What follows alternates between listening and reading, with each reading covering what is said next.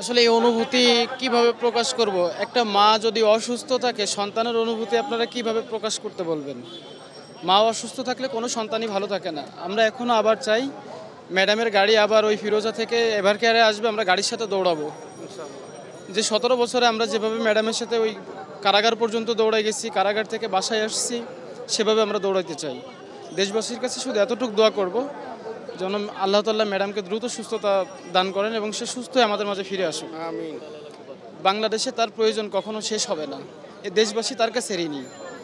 একটা মানুষের কাছে পুরা দেশ ঋণী, আমরা ঋণী। আমরা শিখেছি মানুষকে কিভাবে ভালোবাসতে হয়, অসহায় মানুষের পাশে কিভাবে দাঁড়াইতে হয়, অন্যায়ের বিরুদ্ধে কিভাবে প্রতিরোধ গড়ে তুলতে হয়, সেটা আমরা তার কাছ থেকে শিখেছি।